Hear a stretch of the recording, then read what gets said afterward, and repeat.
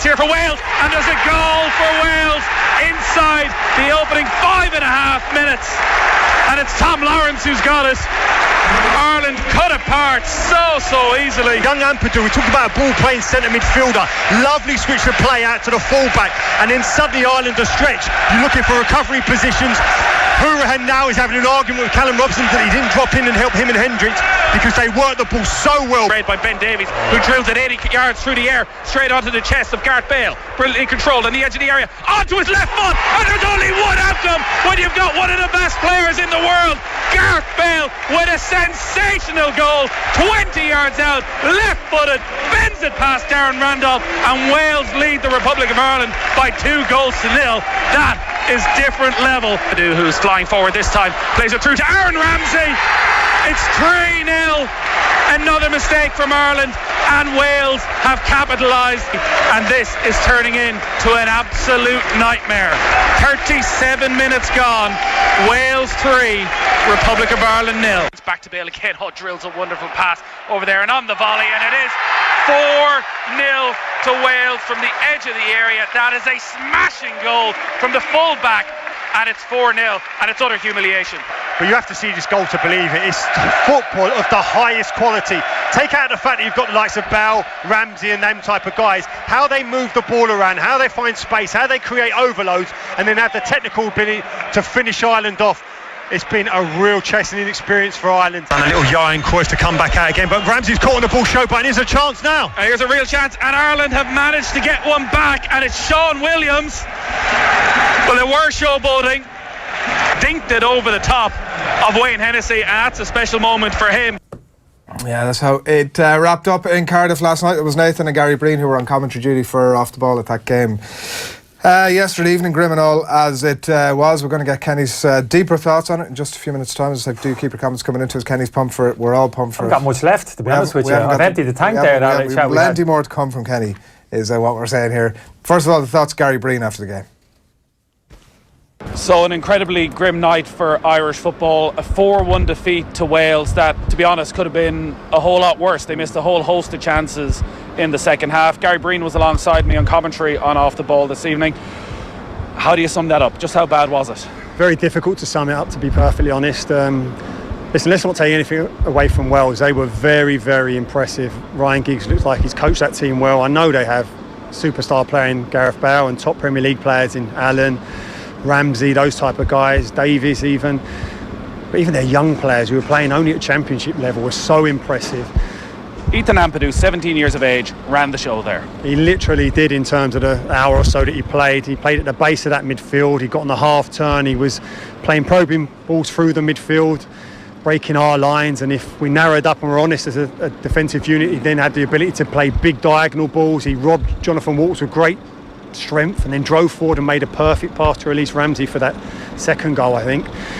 Having said all that, I think our players have played below their capabilities. There's no doubt about that, and we may well argue. Well, listen, we may well argue and identify how poorly organised they are, but nevertheless, I think Martin O'Neill and the coaching staff can rightly turn around to the players and say, you haven't performed anywhere near your capabilities. But you were very impressed with Wales, their organisation. There's a new manager, the way they were trying to play it out of the back, their movement in midfield and defence. We don't see any of that, and we haven't seen an improvement in it from the 5-1 defeat against Denmark. Like Conor Hourihane today, waiting for this opportunity, plays in a 2-man midfield against 3 quality players. They're being hung out to dry. In terms of Ramsey coming in from that 10 area and beefing up their midfield in a way that Robinson didn't do and didn't understand how he was expected to do it, that was a problem in his inexperience. But you could just see that they were able to pass where they wanted to pass. Everyone knew their role, and that will be the accusation that is aimed at the Irish players now. Do they know exactly what they're supposed to be doing every time they walk onto that pitch? I'm not convinced. I could see what they were trying to do, and you may well identify, and I think a lot of supporters will be saying about the drubbing at Denmark, but even in our successful results, our ball retention has been woeful for an international side anyway. Let's not forget the likes of Georgia have dominated possession home and away against us. So this has not been a surprise, and I think at times where our great character, the determination, the drive, the never say die attitude of our players has got us unbelievable results. but at times we have lacked ability at this level. Martin O'Neill's going to come under huge pressure over the coming days. There's going to be a lot of question marks about whether he and Roy Keane are the men to lead Irish football into the Euro 2020 qualifiers, even into next month's home games against Denmark and Wales. I know you're not the type of pundit who likes to call for a manager to be fired, but with all the nonsense that's happened off the pitch over the last couple of weeks and that type of performance, 9 goals conceded in our last 2 competitive games, does it feel from the outside as though we need a fresh voice, something different? Well, listen, in terms of what's happened away from the pitch, that will certainly be used as a stick to beat the dream team as it's such, in terms of the criticism from the supporters, but ultimately they'll look at what they're seeing on the pitch, and I think they'll probably say, okay, after the drubbing of Denmark, Martin O'Neill talked about a new era, bringing these young players through or such, or changing the way to try and get us more competitive, but I've seen none of that, to be perfectly honest, and I'll never call for a manager to lose their job as such, because we're talking about Martin O'Neill's huge experience, Roy Keane's unbelievable experience as well. These are serial winners, so you'll look at them and think they must be able to find the answer to what the problems we have at the moment. There's no sign of it. There hasn't been, and that's the issue. I think supporters will now say, well, listen, people may argue now that Martin O'Neill is a tired manager as such. That will be the argument because of his age. It's up to Martin to prove that he's not as such, because you think about his success with Leicester, with Villa, with Celtic, it's a long time ago now as such, and I would argue that I do believe, despite everyone talking about the lack of depth in our squad, I do believe these players are capable of more. All right, Gary, great stuff as always. Thank you. Good morning and welcome to OTB AM. It is the morning after the night before, and really only one place we could start. And really only one person myself and Owen could have in studio this morning. It's Kenny Cunningham, and a very good morning to you, Kenny. Yeah, morning, lads. You brought the lattes with you to try and sort of ease you through a pretty rough morning. Technically, I didn't bring it with me. I got you. I mean, you got the cup out of the cupboard, placed it under the machine, and then scarpered, I noticed. I mean, I set up the coffee. I left it there for you. He's just not into awkward coffee machine chats, that's all. It's a pretty sweet looking drink though, isn't it? I mean, in a glass as well, classy. It's not a sweet taste. Is it not? It's smanky, is it? It's not the best. We'll get you. I wouldn't be a connoisseur now, but we'll get you sorted out. Great. I thought you'd be more of a flat white man, than a latte, but there we go. It's pretty grim this morning, isn't it? Yeah. It was a little bit discouraging, the performance. I must admit, I was a little bit worried going into the game, and I was a little bit kind of negative, a bit downbeat going into the fixture. But just how Wales in particular, I just expected a reaction from them. New manager. Obviously, the team they put out was a reasonably strong team, but just felt off the back of the result last year, etc. Just felt as if Wales were going to turn up and put in the performance. Question is, would we be able to match it? Soak up the pressure as we often do, hang around in the game, and maybe come away with some kind of result. But no, we couldn't. We pretty much got overrun really for the majority of the game, and although we didn't create too many chances, which wouldn't be untypical of us, kind of defensively, how kind of shoddy we were, how we got opened up as easy as we did, was probably the big surprise of the evening. So lacking a bit of shape, lacking a bit of cohesion, lacking a bit of confidence on the ball that I know Martin and Neil has spoken about afterwards. When you break down each of the goals, Kieran Clark caught napping a little bit, caught his heels a little bit for the first one, definitely caught for the second one, the Gareth Bale goal. Howrahan standing was the third goal. There's a challenge in midfield. Howrahan stands, puts his hand in the air and stands there for sort of 3 or 4 seconds is the point that allows Wales to go on the attack, and there was a players badly out of position for the fourth goal. I mean, I am suggesting that we had the most fantastic shape last night, or there wasn't some fault on the part, clearly some fault on the part of the people who put that strategy together, the management team. But a lot of individual errors for those goals last night. Yeah, I think for me it was more the collective shape, how much we kind of got dragged apart. A lot of people look at the first goal and say, well, Kieran's got done there, a ball in behind. But I look at the ball from Joe Allen, the amount of time that he had in possession of the football. There's an opposition centre midfield player for 10-15 yards outside our box in a reasonably central position. you know, where there are kind of central midfield players. I saw Conor Hourihane getting dragged across the pitch, but I didn't see a reaction from Jeff Hendry to get across with him kind of in contact. So when that ball got played to Joe Allen, immediately he sprinted out and putting a little bit more pressure on that ball from Joe Allen, making that pass be a little bit more rushed, and maybe then he's not as accurate with the quality of the delivery. Yes, Kieran should be a little bit more. Are you saying that's to do with our shape setup, or is that to do with whatever? It doesn't matter whether you're playing 4-4-2 or 4-5-1. You know, you need to be. Like you talk about a bit of cohesive unit. That's exactly what you have to be in and out of possession of football. You need to be organised. You need to be set up right.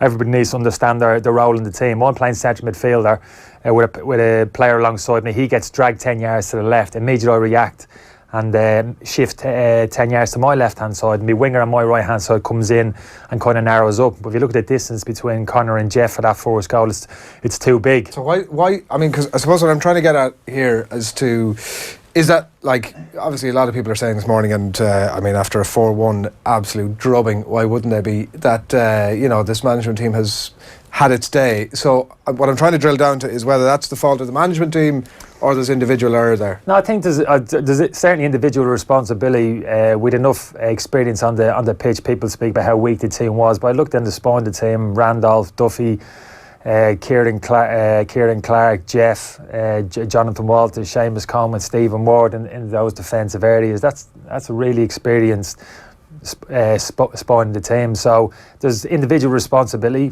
Players should know better, they're experienced players, but I think there's an element of organisation there as well, if I've been honest with you, Adrian. I looked at Wales last night. They looked as if they'd been set up well in and out possession in the football, particularly in possession, in terms of how they were looking to play. I saw young Ampadu drop into defensive positions alongside the two centre halves, create little overloads and look to work the ball up through midfield. I saw some good little movements, some good patterns of play higher up the pitch in terms of how they were looking to transfer the ball from one end of the pitch to the other. So very quickly looked at Wales and thought, well, there's a real structure to their play here, real identity, how they're looking to actually play.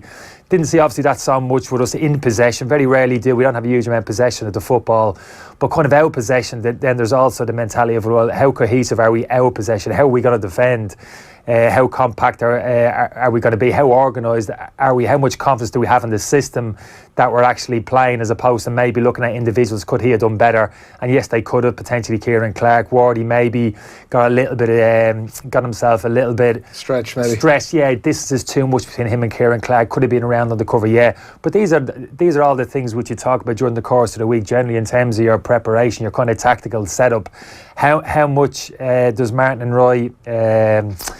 How much importance did I put to that? I'm not too sure. I mean, if you speak to the players coming out of the squad, really there's not a huge amount in terms of team organisation that gets done during the course of the week. That's probably the decision Martin and Roy makes, is how they like to manage, is how they like to operate. But it always makes me nervous to be a player. As a player, I like to be organised. I like to have those little pictures in my head. I like to go on the pitch knowing, yeah, I understand my role in the team. I understand how we're gonna play, what's required of me, like the whole team, the collective. And just last night, in and out possession of the ball, we looked so loose, so disjointed, really got pulled apart. That was kind of probably the most dispiriting thing. Yeah, it's definitely not as black and white as some people are making out this morning. Either A, blame the players, or B, blame the management. Now, I think there's a lot of credence in the argument that things were so bad last night on an individual level that that's almost a positive. Like, take the Gareth Bale goal, for example.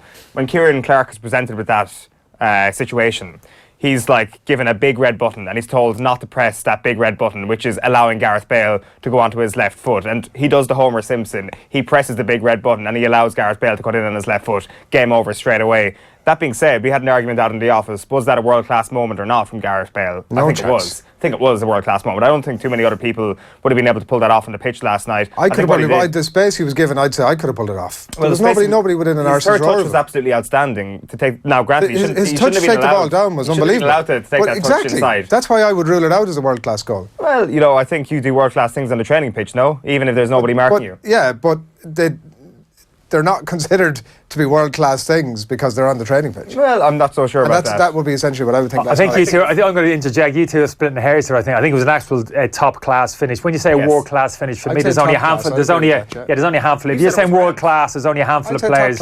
Yeah, if you're saying top world-class, you're saying there's only 3 or 4 players who could actually put that ball in the back of the net. I think there's more than that. For me, the argument is how easily he received the ball and actually got himself into 1v1 situation against world-class players. You can't allow that to happen.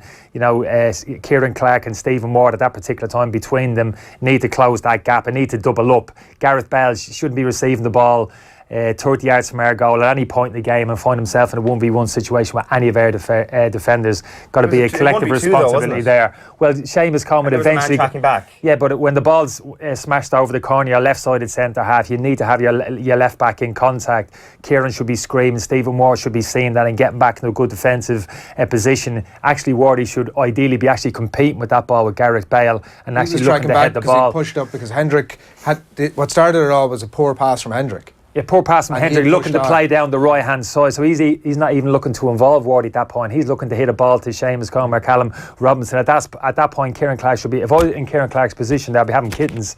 If I was seeing Gareth Bale peeling off my left shoulder, I'd be screaming at me left back to get back in contact, almost level with me. So if we give away possession of the ball, as a defender, you always have to think worst case scenario. If we surrender possession of the ball, are we in good defensive positions? And you're only in a good defensive position there if you've got your left back in close contact with you and you're not leaving yourself in a 1v1 situation against potentially one of the best players in the world.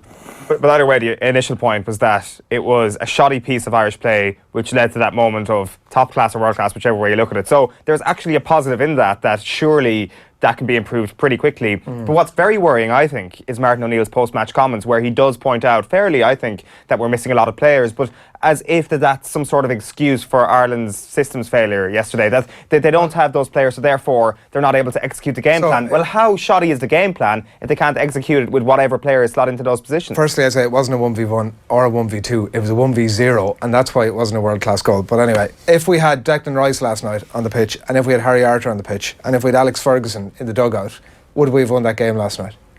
It depends how long Alex Ferguson's been there. No, but right, it's hypothetical, so run with it, right? He's committed to the start of this campaign. I think there's a legacy of failure here that resulted. He's committed to the start of this campaign, so he's had campaign. We're already calling this thing a campaign. But he's had whatever the months, whatever he's had to sort of get to grips with things. Yeah, one individual player wouldn't have made a huge difference there if you're mentioning Harry or Declan in particular. Now, the things that we're talking about in terms of the deficiency in the performance would have been fixed by one player, no matter how good he was in any area of the pitch. My point is that we'd have been beaten by Wales anyway, right? Like that's the. Yeah, I don't think Harry to be. Yeah, in that how we played last night, we started off on kind of a 4-4-2. Callum Robinson playing just off Jonathan Walters, and Jeff played alongside Connor in centre midfield. For me, Harry Arter doesn't get into that team in the central midfield too anyway.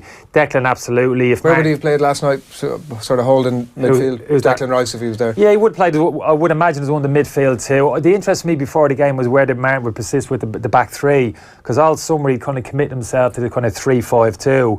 Now, it hadn't gone particularly well, but I thought there was signs in that second half against the USA. We looked as if, maybe we're just settling into the system a little bit. Declan obviously played in the holding position, but with 3 defenders at the back. And there was just an indication there that, maybe this system, the players might just settle into it. Got natural wing-backs there, Seamus Coleman, possibly not so much Wardy the other side, but, the likes of Greg Cunningham, Robbie Brady coming back, Matt Doherty players. It was a system which maybe looked as if is Martin looking to bed this in.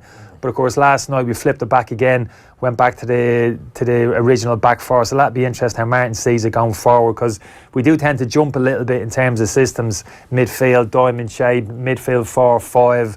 And I think in some respects, it's nice to be kind of flexible in terms of your formation, but at international level, we don't have a huge amount of time with the players. It's nice when you come and you got a set system of play, it's drilled, the players understand that, everybody understands the role, rather than this kind of little bit of a flip most games in terms of kind of systems. You always feel as if you're searching a little bit, and that can lead to a little bit of maybe a lack of confidence, like a bit of uncertainty amongst the players on the pitch if they're not quite sure in terms of their understanding of the system that we're actually playing and their individual role within it. It feels like we're entering the end game, though. That was humiliating in many ways, following on from Denmark. 9 goals conceded in 2 games. Do we need a change? Do we need to start seriously thinking about a change in management? Well, something needs to change fairly quickly, I would say. I think Martin's been more positive in recent weeks. I think what we need to do now is just press the pause button. Tuesday's game for me probably doesn't mean too much. Friendly games, you trialing players. At this stage, it's all about those 2 games next month. Now, if we get a manner of performance that we've seen here, or against Denmark going back to last November, then obviously things need to change, and that being probably on a managerial front, because if that type of performance is replicated time and time again, then there's something fundamentally wrong. And I don't buy into the fact that it's all down to the players available, the players that at his disposal. We know what's missing, we know we haven't got goal scorers, so what's more important? Keeping clean sheets, being harder to break down, and that's not happening at the moment. Yeah, we shall see. An interesting month ahead. I'm going to, I have a question that I want to get to, and it's probably too big to cover in 30 seconds, so we'll come to it in a little bit. But before all of that, Nathan Murphy, good morning to you. How are you? What part of the world are you in? I'm in a dark corner of Dublin Airport right now. Philosophically or actually? I've just literally and metaphorically, I'm in a dark place, Adrian. What is the sort of overriding feeling after the game last night? We're trying to pick through it here in terms of the future, I suppose. Well, talking to some of the Irish fans in Cardiff Airport this morning, the overwhelming feeling is that nobody's really surprised. There was a sense that this was coming. That was the feeling on the flight over yesterday as well. There was no great excitement. There was no hope. There was no feeling that this was a new era for Irish football. Everybody was quite fearful about what might happen and how horribly wrong it could go. And I think their fears were well founded in the end. The question now is, can they turn this around over the next month? I don't think there's a huge amount of belief that they can. And I think Kenny summed it up. There's obviously issues surrounding players being injured and the depth of quality we have, but are they getting the best out of the players that are available? Is there the organisation that's needed? And you'd have to say no, there's not. We spent a lot of time sort of picking through the reasons to be grimmed out this morning, and there were plenty of them after the game yesterday. Is there any, maybe we're grasping at straws here, but in terms of what Martin O'Neill, obviously we have a game in the next few days, we have a couple of important, in the context of this campaign, games obviously next month as well. It's a pretty quick turnaround. Like, in terms of positives last night, is there anything that we can hook onto? No, I don't think there is.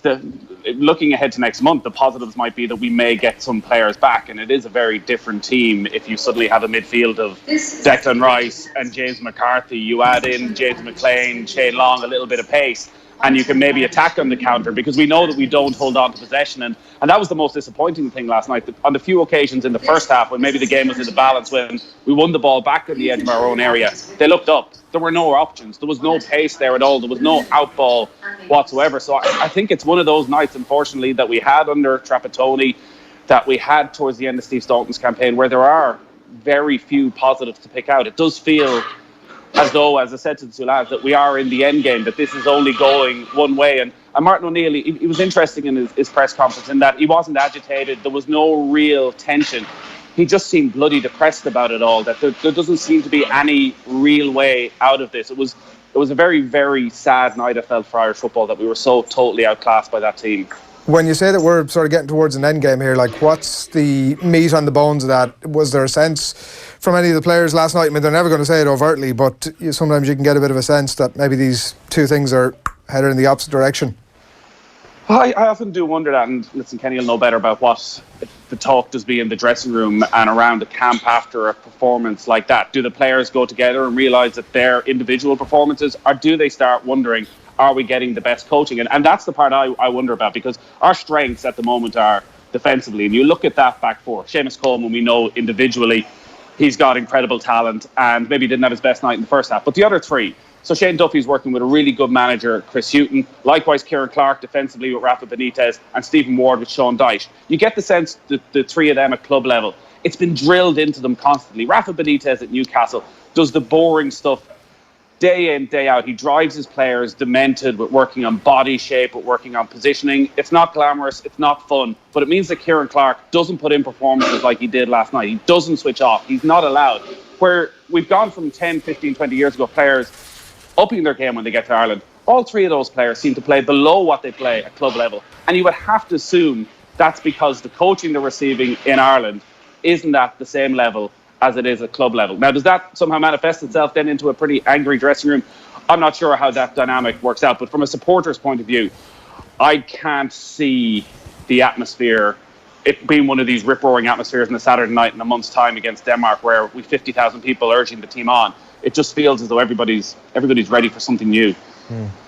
Like, say for example, if this doesn't improve, if we suffer, say, maybe a two-goal defeat, say, over the next couple of games, I'd say that would constitute kind of a consistent downfall at this point, where the common belief would be it's time for something new. At what point does it become the right time to get rid of Martin O'Neill and Roy Keane? And at what point does the FAI decide that they're happy enough to pay them off? You would have to think, if we were to end up losing all 4 of these games, that there's no way it would be possible for them to stay in charge for the qualifiers. This is possibly the most important qualification campaign we've ever had. We're going to have home matches at the Aviva Stadium if Ireland can qualify. John Delaney has put a huge amount of effort into making sure that those games take place in Dublin. For us not to be a part of it would be absolutely disastrous. So I would think at the end of these 4 games, they will have to sit down. They'll have a break of a couple of months. They'll have time to make a decision. And that's probably when we would see if there is a change. What the options are, God knows. Do we go back to Mick McCarthy? Is there a young, fresh coach out there who can come in and revitalise Irish football from the top down or from the bottom up? I'm not sure if somebody's ever going to be given that sort of power, but 2 bad defeats, a replica of last night, a replica of what we saw against Denmark in a month's time, and it's hard to see how, with everything that's happening off the pitch as well, how they're going to turn this around, how they're going to be able to stay in charge. Nathan, safe home, short hop from there, good luck. Good luck, take it easy. We were well beaten and difficult, yes. Obviously we were missing some key players for us, but still well beaten. Could you have foreseen that? I think that obviously we set out with good intentions. They scored very early on in the game.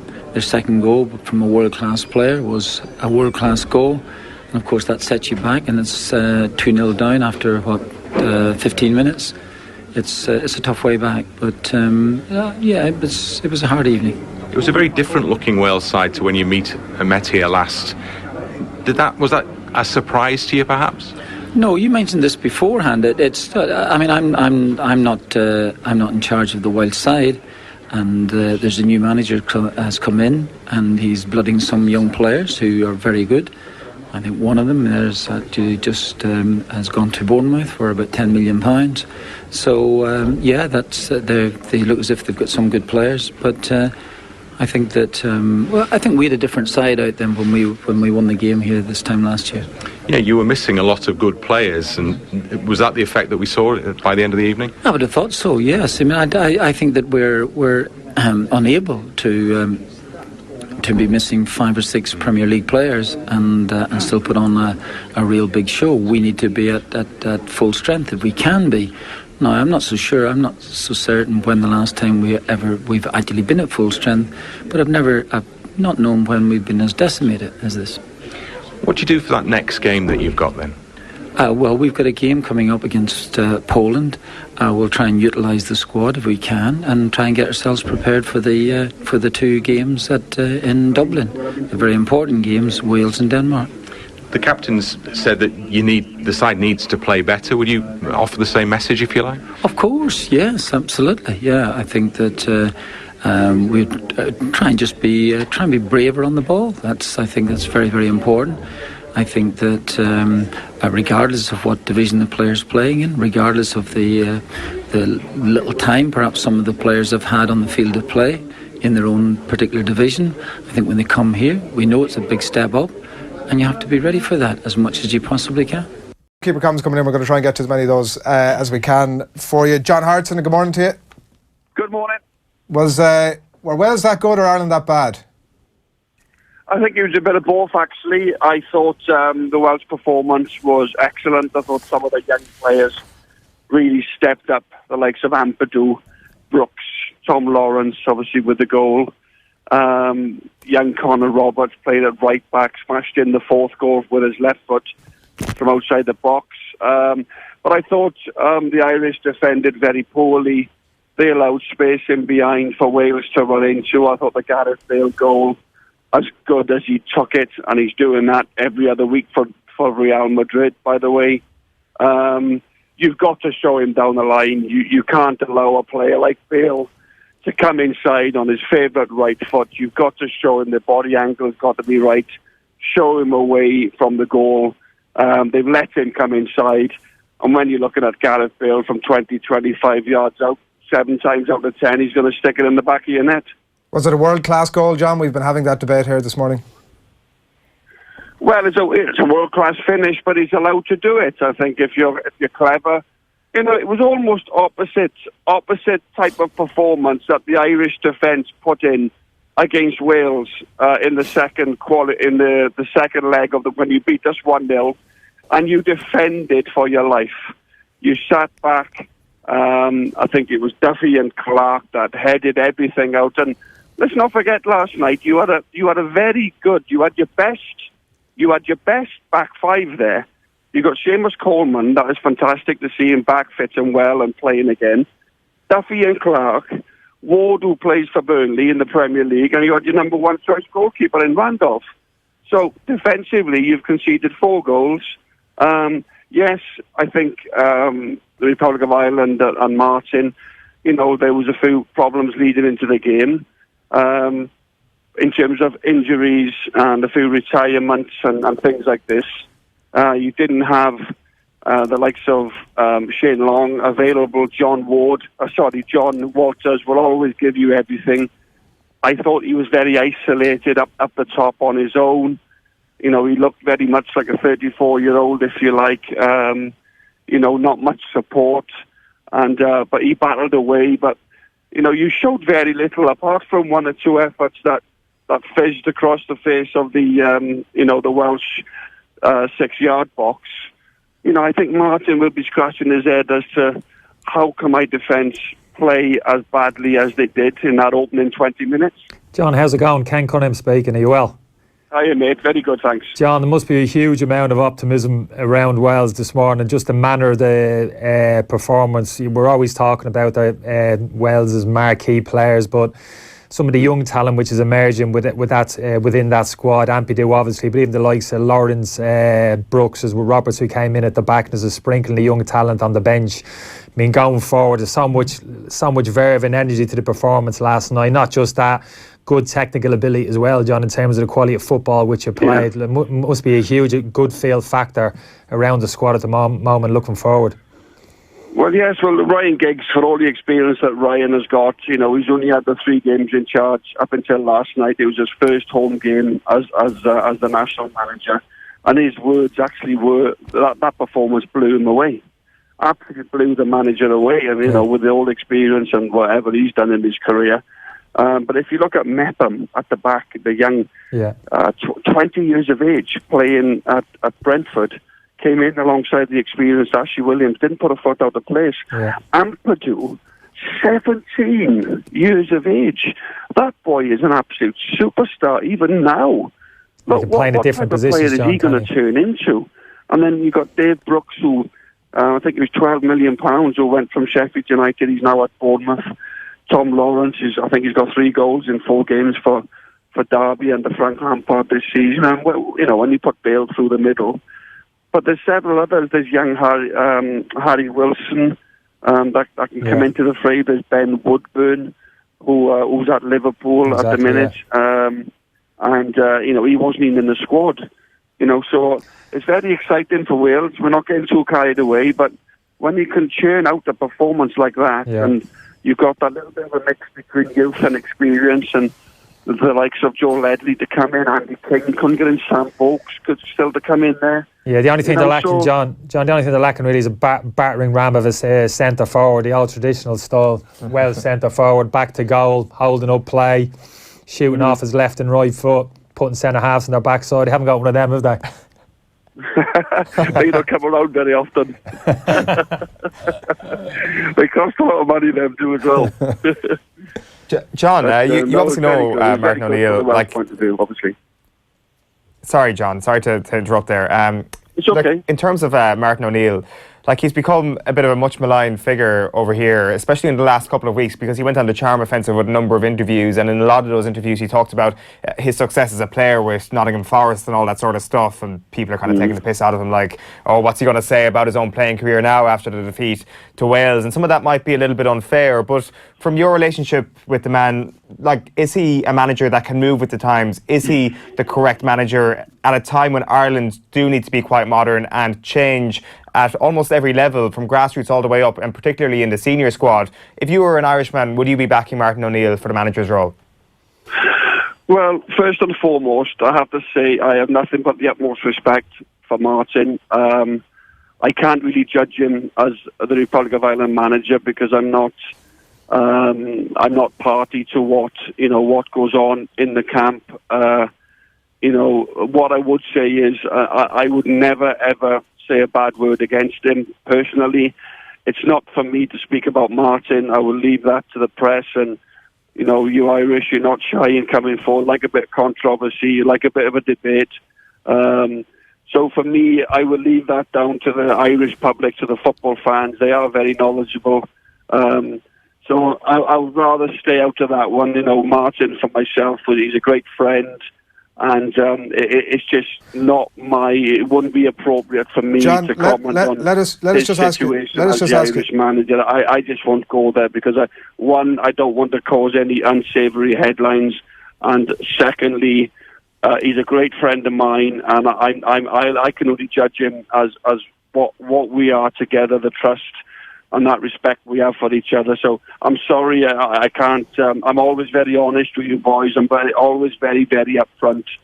But when it comes to a delicate situation for me and Martin O'Neill, he almost like a father figure to me for 5 years at Celtic. So I will leave that up to you guys to debate if you don't mind. Yeah, look, that's totally fair enough, John. Can we ask you a slightly different conversation, and just on the basis of even what you're saying there in terms of like not seeing the Republic of Ireland that much puts you in a good position to answer this one. What style do you think we were playing last night, or trying to play? Well, you played a flat back four, didn't you? You tried Christie, Walters. Obviously, you needed to get close to Walters. Hendrick, what Hendrick does. He's a type of player that can get forward and look to play off the front. But I just don't think you kept the ball well enough. In terms of a system, you played 4-5-1. That's what you played.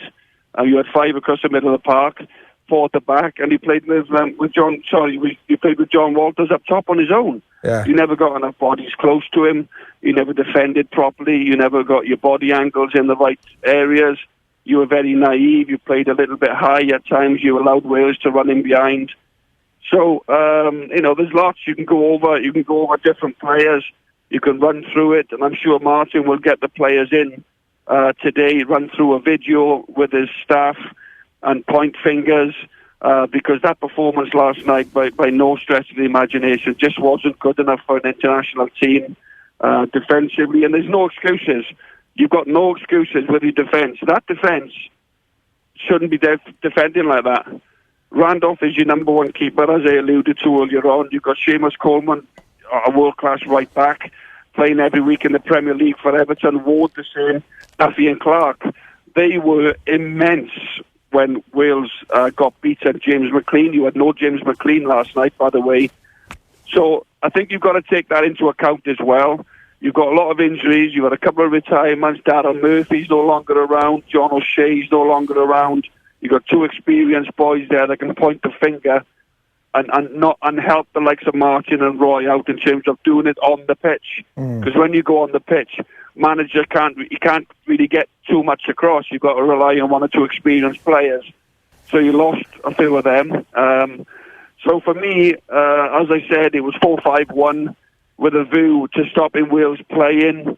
I didn't ever think that the Republic were going to come to Wales last night and score 4. I just don't think you're that type of team, to be honest with you.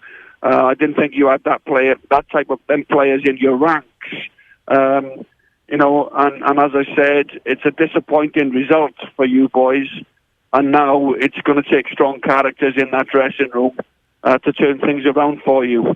Yeah, we didn't think you were that team either, but turns out you're doing just fine. What would you have played instead then? Where do you think that went wrong? You tell me. Well, it was. What would you have played as two centre halves? You would have played Duffy and Clark. No, I think you would have played Coleman, and you would have played Ward. Surely. Look, I think you're absolutely spot on. We've been discussing it here this morning, and Kenny's been making that exact point that you made. That was probably our starting back five. Like, look, it's hard to leave the comment that you made about Martin O'Neill and accepting the relationship there, and people are commenting on it. It was clear to us at the time when you made it that you don't want to make any comment on it.